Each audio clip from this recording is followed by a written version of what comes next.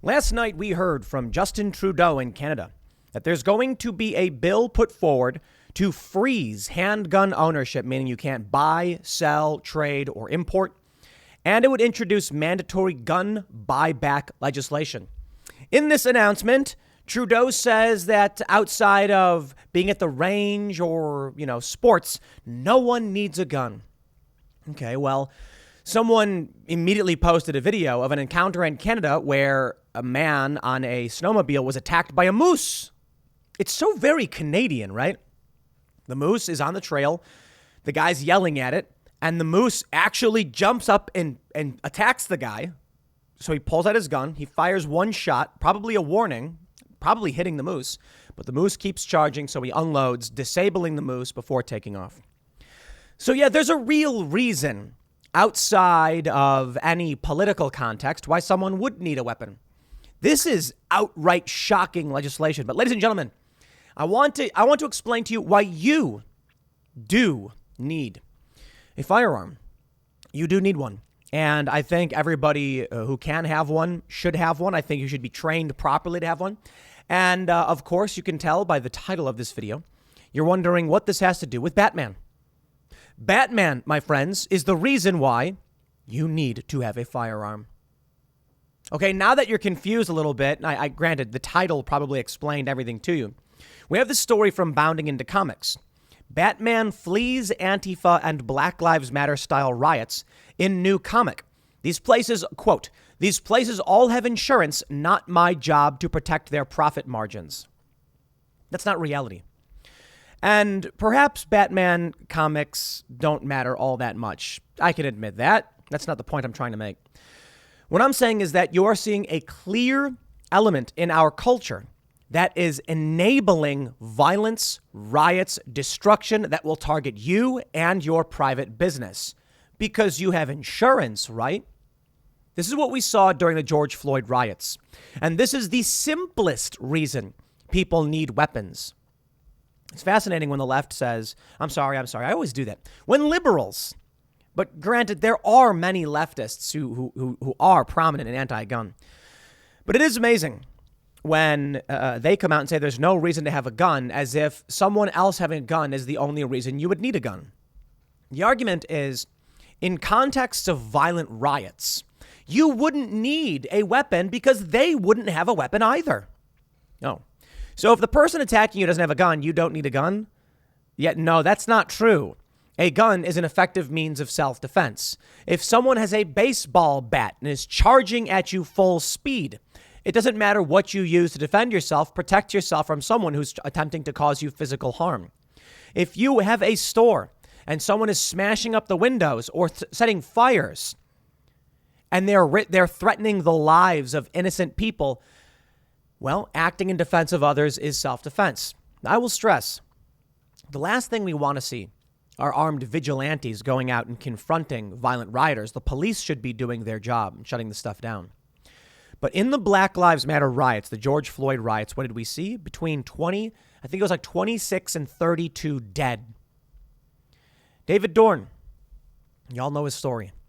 He was responding to an alarm at his friend's pawn shop. They put a bullet in his chest for a TV. And this is the cultural development.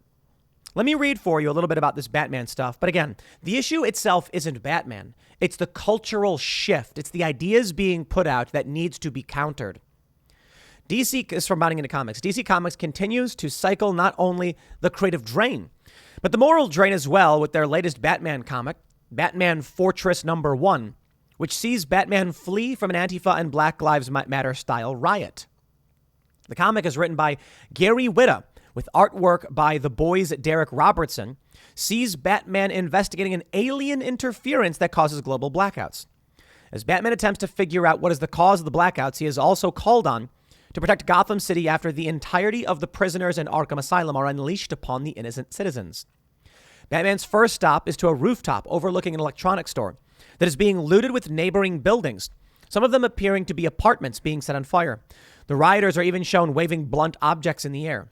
Batman rationalizes that he shouldn't put a stop to the rioters because there are more than likely bigger fish to catch out in Gotham City, despite having no knowledge of where these big fish might be, given the power and communication blackouts. Witter writes Batman's interior monologue, quote, "Haven't seen a night like this in a while. Last time it was this bad was with that damn fear gas in the water supply. Only so much I can do. Need to prioritize. Hunt the big fish, protect the little fish. These places all have insurance. Oh, not my job to protect their profit margins. In my father's day, the American dream used to mean something. An honest wage for honest work. Food on the table. Liberty and justice for all. Now it's an illusion. A carrot on a stick attainable by a few dangled just out of reach of everyone else. A bigger TV, a faster car, a shiny object to keep the masses distracted while the world burns. You want to blame them for grabbing the carrot when the lights go out? Go ahead. But don't look to me to stop them. That's not why I do this," he concludes. It's a culture war, my friends. This is the message they're trying to send to young children. They're just trying to get the carrots. Look at that. Wayne Enterprises UHD TV. He doesn't care. Here's the reality. This is not what the protests and the riots were. They were targeting small businesses. They were targeting families. The famous moment when a firefighter who built his dream sports bar had it ransacked and destroyed, on camera crying, saying it was his dream. And as they were interviewing him, people were looting his building and stealing his safe. The next day, the whole building was destroyed by the rioters, burnt to the ground. Now, this guy ultimately ended up raising $1 million. I'm glad he was able to. He was a firefighter. He's a good working guy. And he saved up money to have his dream sports bar. He wanted to hang out with his friends, have a good time, and have a laugh. Provide a good service, relief for the common man. And they burnt it to the ground. And this is the ideology behind it. I'm not here to protect profit margins, as if all of these businesses are wealthy. You can see here, Big Buy is one of the stores, as if they're trying to make it look like Best Buy. And he's saying, I don't care. I'm not completely opposed to the messaging to a certain degree, right? If you are trying to save people's lives, you're not going to prioritize a Best Buy. That I understand. But what you need to understand as well, they're trying to frame it in this comic as though Best Buy was the only thing being looted when the majority of businesses that were targeted were small businesses. Which brings me to the shocking moment. Shoplifters ransack Sephora store in Los Angeles and fill trash bags with beauty products before calmly walking away as employees look on helplessly. This is what's happening. Trudeau, I don't know about what's going on in Canada. Maybe everybody's too polite and they don't have these problems. Pretty sure that's not the case. I'm pretty sure they do have problems, but the country is substantially smaller in population than the U.S. Regardless, it's kind of laughable that they're going to put a freeze on handguns. They're trying to. And do a buyback for AR-15s. When you have people who live in moose country. Sure. Here in the U.S., we need to pay attention because Canada is very similar to us, but they don't have the same protections. Quebec probably would have been better off if they joined the original 13 colonies and declared independence, but they didn't want to do it. Did you know that Quebec was asked to be the 14th colony? They were a colony of Britain and the Crown. And they were like, nah, we're good. We ain't joining your fight for independence. So they could be America too.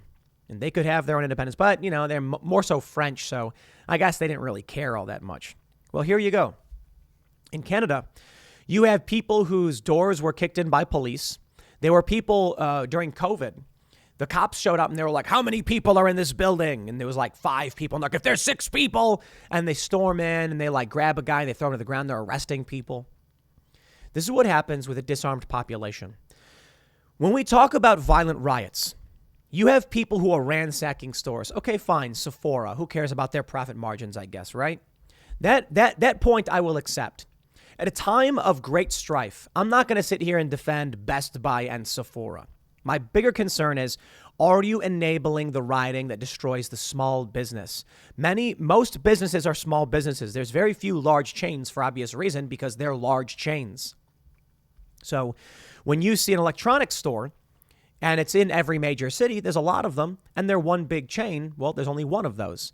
But a lot of these stores are small businesses. What's happening is they're destroying the ability of small business owners via COVID lockdowns, destroying the economy, and then supporting, encouraging, or defending, downplaying the extremism of the violent riots. It results in people having their stores ransacked and looted. And then how is a small business supposed to open? The reality is, when these big stores get ransacked and destroyed, it trickles down. Small businesses getting ransacked and destroyed can't reopen. These big businesses can. So what's going to happen? When Batman says they have insurance, yeah, the small businesses can't recover from that, but the big businesses can. So when the idea culturally is that a superhero says, I have no interest in stopping these riots because they have insurance anyway, an idea that we've seen pushed by the left and Antifa, you destroy the small business and you prop up major corporate power. And that's the direction we're heading in. It's kind of scary when you think about it. And this is why I think ultimately you do want to have guns, because someday someone might try to attack you and destroy you and hurt you and your family. And that's it. They show these images in the comic of people with baseball bats. Does a baseball bat mean you don't need a gun? No, a baseball bat means you do need one. But again, that's the argument they make, right? That if we ban all guns, then you wouldn't need one because they wouldn't have one either. At least that's what they've been saying online. It's funny because after this tragedy in Uvalde, you've got many people on the left trying to push for gun control or police reform, and you got basically everyone agreeing the police screwed this one up royally. In Canada, let me show you this. From Just the News, they say, the legislation comes a week after a gunman used an AR-15 to kill 19 at a Texas elementary school and 2 teachers. Trudeau's Bill C-21 would also take away firearms licenses of those involved in domestic violence incidents or criminal harassment, including stalking. The government will also require long gun magazines to be permanently altered so they can never hold more than 5 rounds, and will ban the sale and transfer of large capacity magazines. Canada making moves following a U.S. news story. I wonder if the people of Canada are going to accept this extreme degree of gun control, especially considering how much wilderness territory there is with bears and moose and whatever else. I think if it weren't for the Second Amendment, if it weren't for people like you or I, Joe Biden would enact his psychotic gun control legislation. A lot of people on the left like to point to European countries and Australia and say, see, gun control works. And I'm like, yeah, gun control works. You also had that quarantine camp set up in Australia where they took Indigenous teenagers and locked them up because of suspected COVID cases, and they tried to escape and had to flee and became fugitives of these, what was it, totally voluntary quarantine relocation centers. Let me tell you why you need guns. You do not need guns for the most part, because there will come a time where you are fighting the government. No, don't. Like, that's not why you should use guns. But there may come a time where there are instances. Well, let me rephrase that. This idea of fighting tyranny, it is not the idea that a bunch of good old boys take their guns and say, we need to fight back against the government. No. That's not what it's about. In the event that, I don't know, police start actually just gunning people down and you may see civil war. Okay, sure, I guess. If there can be no civil war in the event that there's a disarmed well, that's actually not true. I was going to say disarmed population means no civil war, but that's not the case. Civil war erupts when state level governmental factions actually fight with each other. So actually, I would say the opposite. Gun rights actually are more likely to prevent civil war because it makes everybody recognize who knows who's armed. If it's just the government and the government breaks with itself, you get civil war. Let me tell you the real reason for why you need guns. Outside of the Batman stuff, it's because of the Breonna Taylor situation. Breonna Taylor was sleeping in her bed with her boyfriend when there's a knock at the door. At least is the best understanding we can come up with. We've heard from the police. They yelled repeatedly to open the door and no one did.